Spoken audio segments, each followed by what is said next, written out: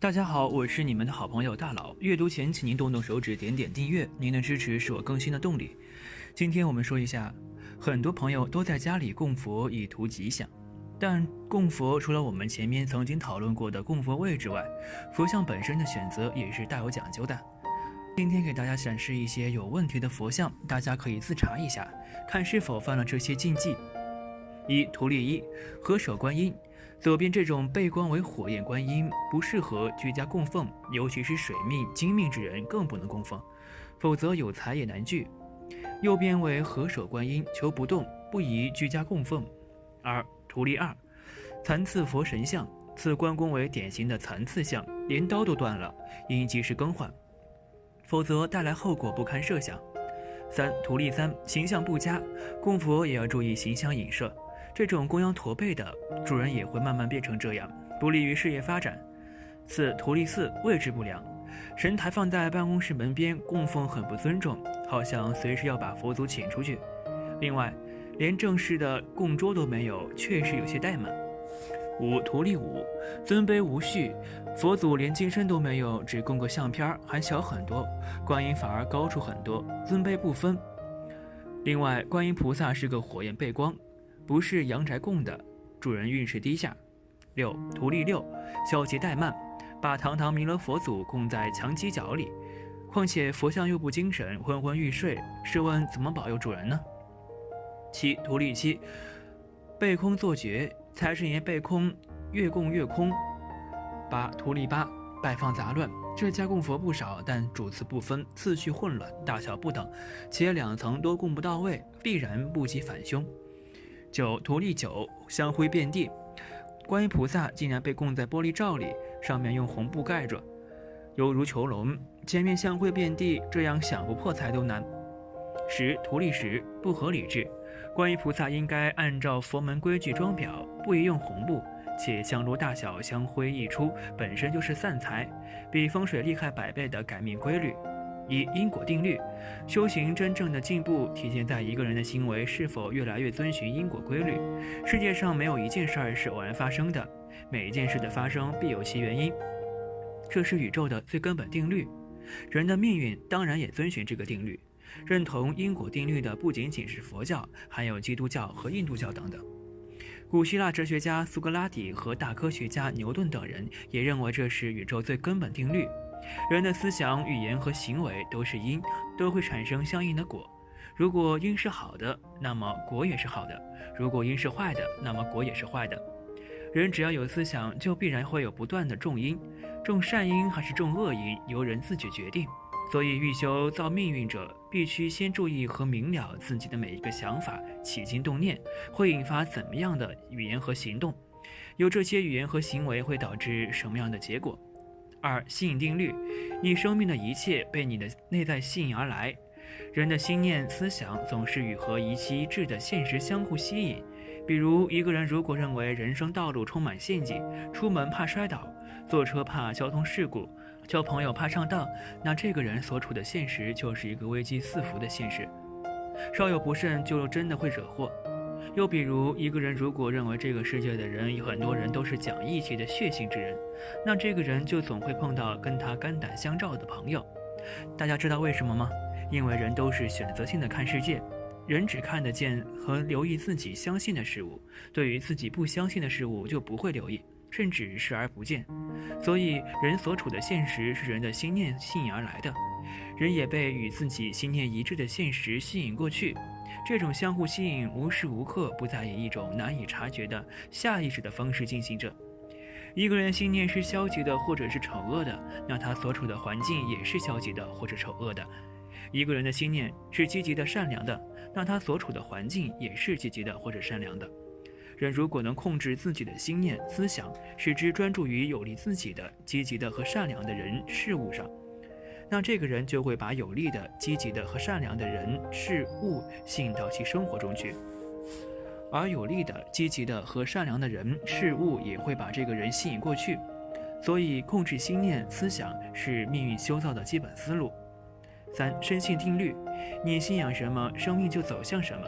人如果真正深信某件事情会发生，则不管这件事是恶是善，是好是坏，这件事就一定会发生在这个人身上。比如，一个人深信积极的事物一定会发生在自己身上，积极的事物就一定会发生。又如果一个人深信自己命不久矣，那么这个人很快就会死去。所以，用好的信念取代不好的信念，是命运修造的原则。由此看来，有好的信念是一种福，想给自己种福，必须建立好的信念。4. 放松定律。放松是开发潜能的关键，静坐可以帮助人进入放松。人只有在心态放松的情况下，才能取得最佳成果。任何心态上的懈怠或者是急躁，都将带来不良结果。什么心态是最佳心态呢？答案是越清明无念越好。把目标瞄准在你想要的理想人格、理想境界、理想人际关系和理想生活等等东西上，然后放松心态，精进努力，做你该做的，不要老惦记着这些东西什么时候到来。则这些东西的到来，有时候能快到令你吃惊。相反，如果你对结果越焦躁，你就越不能得到理想的结果，甚至会得到相反的结果。举个例子，大热天晚上停电，你躺在床上大汗淋漓，睡不着觉，备受煎熬，老在想着这该死的电什么时候才来。电总是在你着急的时候偏偏不来，但当你最后受够了，人清静安定，自然凉快了，快沉沉睡去的时候，电就来了。瞬忽间，你的房里灯火通明，电风扇转起来了。这不是巧合，不是迷信，这是定律，这是放松定律。值得注意的还有，所谓的无念，并不是心里一个念头也没有，而是有念头但不留住，无所住而生其心。5. 当下定律。你的生命其实只能活在当下时刻，其他的都是头脑里的幻境。人不能控制过去，也不能控制将来，人能控制的只是此时此刻的心念、语言和行为。过去和未来都不存在，只有当下此刻是真实的。所以修造命运的专注点，着手处只能是当下。舍此别无他途。如果人总是悼念过去，就会被内疚和后悔牢牢套在想改变的旧现实中，无法解脱。如果人总是担心将来，人的担心就会把人不想发生的情况吸引进现实中来。只专注于调整好当下的思想、语言和行为，命运会在不知不觉中向好处发展。6. 80或20定律。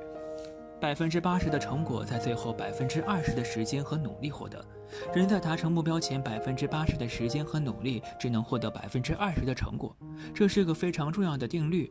很多人在追求目标的时候，由于久久不能见到明显的成果，于是失去信心而放弃。比如练习双盘，比如改正一个坏习惯，比如教育孩子。须知命运修造是长久的事儿，要有足够的耐心。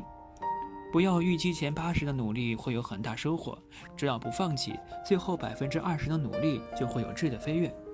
7. 因得定律。发生的一切都是最该发生的，都是果报。通过修德行善，可以是最大限度地避免厄运。人得到应得的一切，而不是想得到的一切。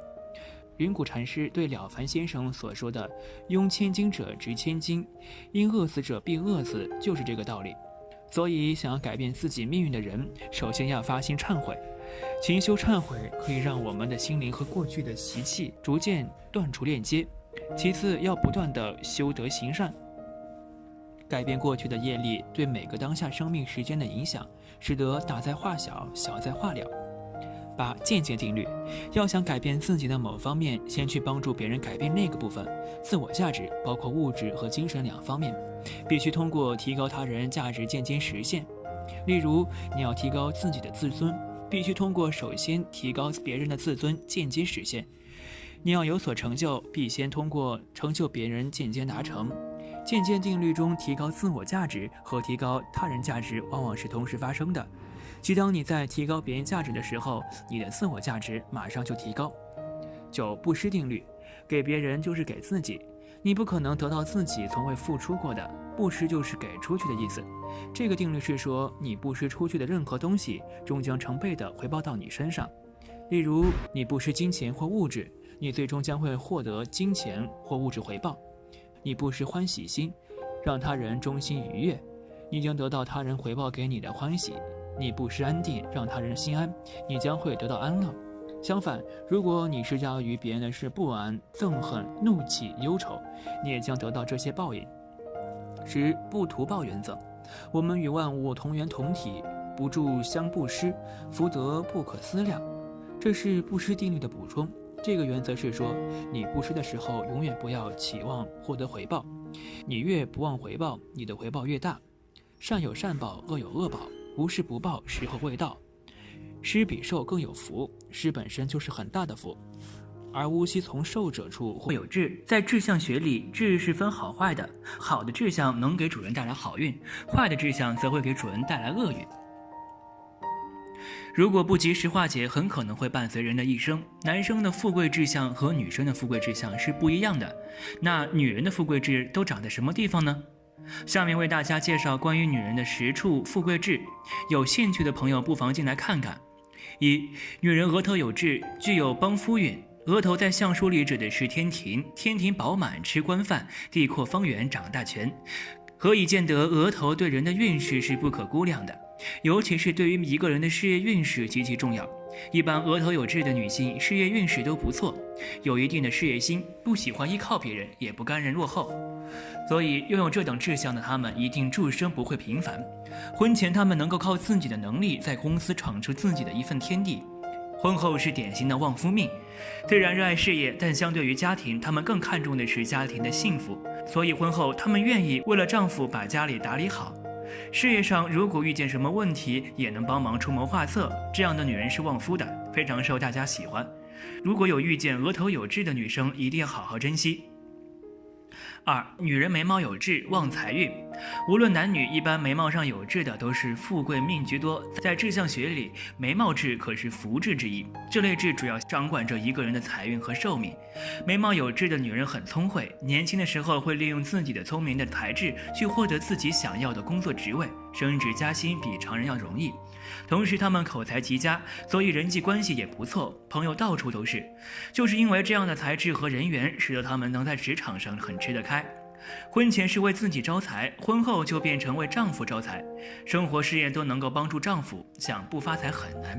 此外，眉毛有痣的女人寿命会比较长，她们身体素质较好，一生很少会生大病，就连小病也很少缠身，此乃幸运之人。3. 女人颧骨有痣，事业有成。在相学里，颧骨代表一个人的权力和职务，颧骨的好坏对一个女人的命运很重要，尤其是婚姻。颧骨长得好的女人不仅事业有成，而且有旺夫相，婚姻生活也会相对幸福。颧骨有好痣的女人和男生一样，事业心比较重，对于感情、亲情等方面，她们更看重事业，也只有在事业上才能活得像自己。颧骨有善痣的女人社交能力好，无论去到哪里都是最受人们欢迎的宠儿，这大好的人缘为他们的事业带去很大的帮助。同时他们也很有领导风范，不敢落后的心和天生的野心是激励他们拼事业的动力。总之，颧骨有痣的女人事业运势很好，也能挣到很多钱财，婚后在事业上也能帮助情侣，是持家的一把好手。4. 女人下巴有痣，衣食无忧。在志向学里，下巴志向也是典型的富贵志向，尤其是女人，如果下巴有痣，代表有口福，不用自己动手也能够衣食无忧，享受优越的生活。下巴有痣的女人天生富贵命，后天福缘深厚。她们大多在富裕的家庭出生，先天条件优越，相比别人，她们赢在了起跑线上。如果想拼事业，不用自己多努力，利用家族势力，很快就能谋得喜欢的职业。感情方面也是，良好的家庭条件加上出众的外貌，一生桃花运旺盛。对于他们而言，如果想结束单身，走入婚后殿堂，那是分分钟的事情。拥有这种志向的女人，不仅自身运势旺盛，还能旺家族运势。如果身边有这类女性朋友的，请好好对待她们。5. 女人耳垂有痣，长命100岁。儿孙满堂，志向学里，耳垂痣也是女人富贵志向之一。耳垂痣主健康、贵人和子女运。一般耳垂有痣的女性比较健康，很少受到疾病的困扰，加上自身的养生，不仅能够长命100岁，而且是越老越有魅力的类型。同时，耳垂有痣的女人贵人运旺盛，无论是生活中还是工作上都是比较顺心的，有贵人的帮扶。事业型女性事业成功，重家庭的女性婚姻美满，家庭幸福，一生极少受难。此外，有这类志向的女人子女运或者是儿孙运都比较好，感情上比较顺利，婚后很快就能够拥有自己的孩子，年老后儿孙满堂，能够安享晚年，令人羡慕。6. 女人手心有痣，能聚财，生活富足。掌心有痣的女人能聚财，事业上并不比男人差，有一定的事业心，先天带有征服人的领导气质，很多都是事业型的女强人。这样的女人比较独立，很少会依赖别人。年轻时候早早就出来闯，凭借自己努力和优越的家庭条件，很快就能在工作上取得惊人的成就，收入稳定，日子过得比较潇洒。同时，手心有痣的女人耐力和分析能力比较好，对于一些突发事件能够迅速冷静下来，最后分析解决问题，所以她们也是能够成大事的人。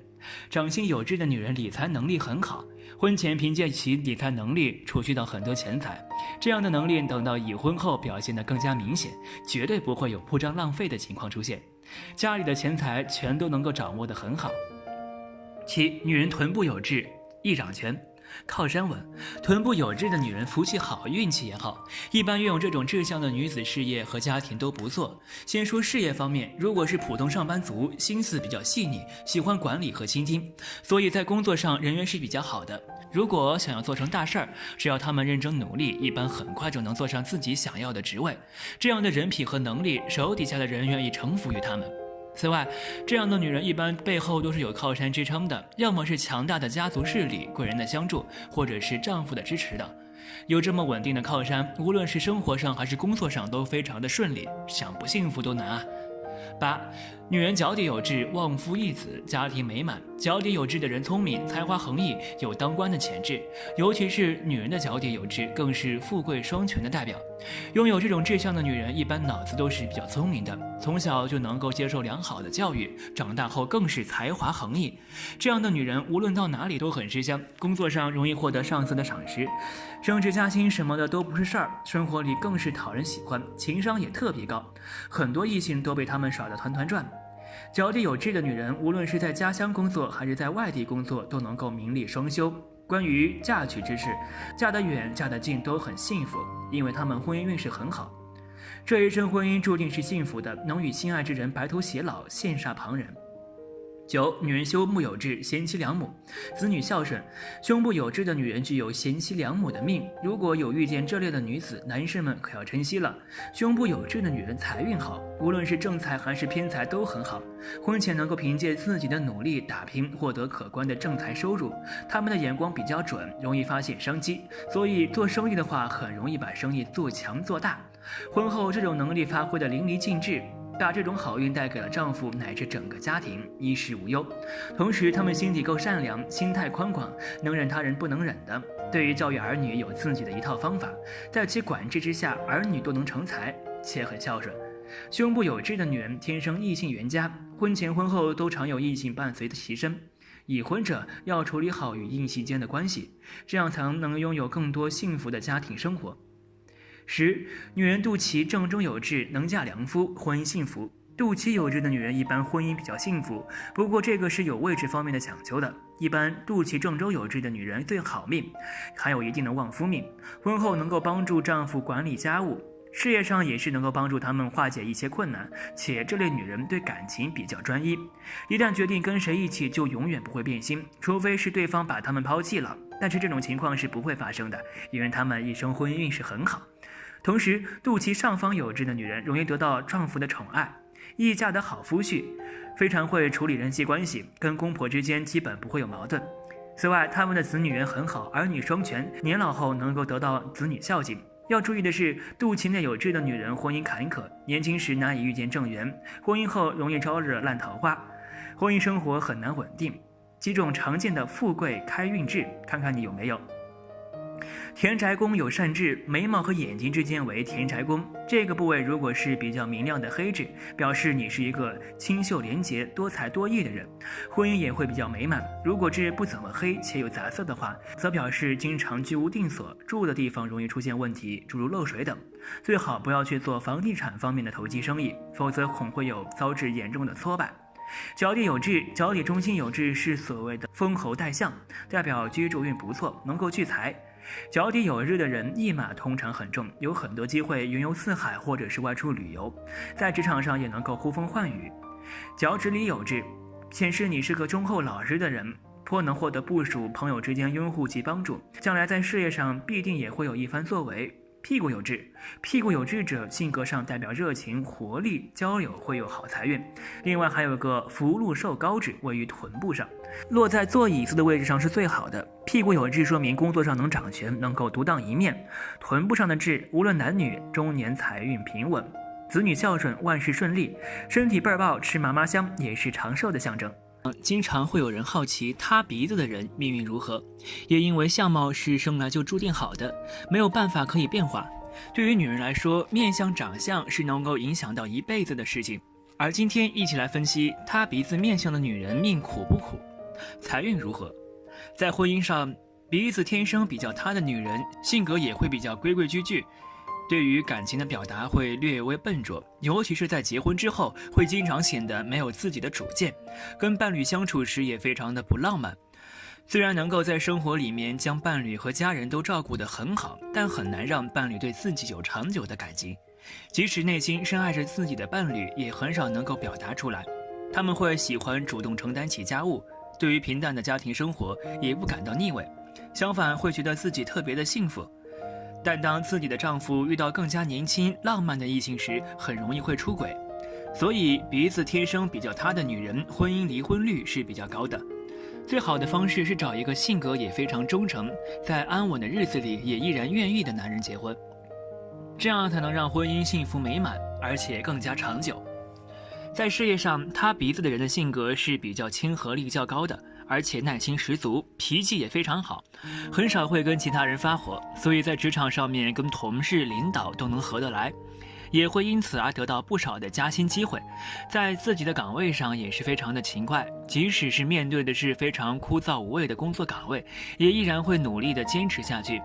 对于职场上的竞争是很少去参与的，天生爱好和平，经常会耐心的完全领导安排的工作，所以远离竞争和不喜欢竞争的他们是很少有机会升职的。但也非常受到大家的欢迎，因为性格与世无争，对别人没有任何潜在的伤害。若能固守一个岗位，长期的做下去，容易在自己的行业内积累不少的名声。尤其贵人运会在中年之后爆发。在交际上，通常塌鼻子的人性格比较内向，很多时候会显得自卑，通常没有任何的魄力，在人际交往里面很少会去展现自己的优点，对于自己的想法和意见都很少会在公开场合表达出来，对别人的评价或批评也很少回应，所以在遇到不愉快的社交场合里的时候也会默默忍受。但他们依然是非常有主意的人，内心也很明白和清楚哪些人值得成为朋友，哪些人并不适合深交。内心是非常清楚的人，对于他们行为的背后的目的也非常的了然，所以虽然很被动，但依然会有难得的几位很好的朋友。在财运上，鼻梁是跟财运有关的，鼻梁很低其实并不代表财运就很差，但可以代表的是对金钱的掌控能力不是特别的强，需要培养记账的习惯，而且要减少冲动消费，不然很容易存不住钱。周围有朋友遇到困难的时候会主动帮助他人，但要学会分清楚，并不是所有人都需要帮助的。要提供金钱帮助他人的时候，必须要明白是否起到帮助的作用，避免让自己的帮助变得很廉价、很没有价值，也能避免让他人有偷懒不去赚钱、无所事事的机会。女人颧骨高真的克夫吗？女人颧骨突出有什么说法？颧骨在于人的面部非常的明显，见人也是最先看到脸部的，而颧骨就是构成脸部的一部分。一张脸好不好看，颧骨的构造很重要。东方人的面部大多颧骨较为平滑，不会太突兀，而在遥远的欧美地区，无论男女面部颧骨都非常的高，五官很立体，这是他们的骄傲。但是对于我们而言，颧骨如果太高，就会给人刻薄、冷漠、难以靠近的感觉。尤其是一个女人，如果颧骨很高的话，则被扣上了克夫这一顶帽子。那么，颧骨高突出的女人克夫吗？下面来详细了解一下。一、什么是克夫？克夫的表现，所谓的克夫有轻重两种类型，轻者会给丈夫带来霉运，万事不顺，做事难以成功；重者会给殃及丈夫身体健康，可能会身患疾病，从此卧床难起，也可能是破财损财，经常出现官非等事件，需要破财消灾，严重的可能深陷监狱，还有许多种类型，反正都是会给夫家带来不幸的。这种事情就是克夫的体现。克夫在古时候就已经出现，一个男子如果到了娶妻的年纪，其家人都会很看重新娘的面相，看看是否是克夫相，如果是的话就直接甩掉，不管你再怎么聪明懂事贤惠也没有用，就是那么的直接狠心。所以古代的女人很可怜，因为自身面型的原因，可能就此嫁不出去，要孤独终老的了。女人那个时候如果嫁不出，就会被别人看不起，难以做人。到了现代也有克夫这一说法，其中颧骨高的女人就是克夫的一种体现，但是并不是所有高颧骨的女人都是克夫命。如果这个女人颧骨高且双颧饱满的话，那这就不是克夫命，而是旺夫命了。之所以这样说，是因为拥有饱满的颧骨的女人很聪慧，不管事业、婚姻、运势都非常的好，事业上能力出众，在家庭上可掌大权，懂得处理好婆媳间的关系，事业上能够帮助丈夫分担。二，颧骨突出的女人长相特征和命运。人们口中的颧骨高克夫，一般是指颧骨高，非常突出，且脸部瘦弱，一点肉都没有的那种，看起来让人生畏。这种女人因为高高的颧骨没有肉包裹，容易给人冷漠无情、很难靠近的感觉。加上如果性格本身就不是话多乐观的类型的话，那么她们的人际关系想必不会太好。这种女人自尊心极高，且有些自卑，占有欲强。如果是自己觉得正确的事情，不允许别人反对。如果你不同意他们的观点，那么就可能会惹他们生气。之所以自卑，全是因为过高的颧骨导致的，属于外貌上的自卑多一些。颧骨高、脸部无肉的，一般存在脸颊凹下的情况，这种就非常影响脸部美观了。还有一种情况就是，如果颧骨高太阳穴这个位置还凹陷，不仅影响面部美观，在相术学里，太阳穴、脸颊凹陷都不是什么好面相，有克夫的征兆。这种女人情感婚姻真的不好，恋爱的时候也困难重重，疑心病重，整日疑神疑鬼，相信是男人很难受得起。结婚之后也是霸道的媳妇儿，对公婆不敬，有时候还会与之发生口舌，家里的大叔肯定是要落在他们手上的。三，高颧骨女人的优点。虽然颧骨突出的女人有很多缺点，当然是人都会有缺点的，只要控制好，及时改掉就好。有缺点当然也会有优点的，她们的优点是忍耐力好、专心、重感情、仗义等。这种女人在工作上，如果是属于自己的工作范畴，绝对不会马虎，按时完成任务是基本。面对工作压力，不管困难多大，只要是还有热情，就会坚持不懈地去克服它，所以他们的事业都发展得不错。对于自己喜欢的事情很执着，不轻易被人打扰，个人空间很重要，感情上非常专一。一旦有喜爱之人，就会全身心的投入，不再与异性暧昧。虽然人缘不佳，但一生中会交到几个知心好友。他们太难交朋友，一方面是因为自身外貌性格的原因，一方面是因为对朋友定力极高，不会随便跟人自来熟。对于交朋友这种事情看得很重，简直跟挑选结婚伴侣一样那么慎重。对于整日只知道吃喝玩乐的那种类型的朋友，他们会很不屑，不会和这样的人交往。他们喜欢的朋友是乐观、不计较、懂得倾听的、不贪财、仗义的。如果这个人具备这其中几种，那么肯定会成为他们的好朋友，可能是终身好友。颧骨高的女人很懂得感恩，只要别人帮助过自己，都会牢记心中，一定会找机会感谢，不然心难安。四，关于女人颧骨突出该如何看待？总的来说，颧骨突出不一定就是克夫。如果长得好还有帮夫运，不能以一概全，这样对女人不公平。颧骨高的女人虽然看起来不太好相处，但只要认真的去了解，你一定重新认识她们的，说不定还会喜欢上她们呢。在这看脸的时代，希望大家不要看人下菜，这样可能会失去很多很好的朋友。关于克夫也不要太在意，如果一个男人有能力，会害怕一个女人吗？现在都提倡男女平等，如果生活中遇见颧骨突出的女人，请不要带有色眼光看她们，这样很伤人。好了，今天的分享就到这里，如果您有什么意见或建议，记得在视频下方留言，大佬会尽力满足您的需求。期待下次与您的分享。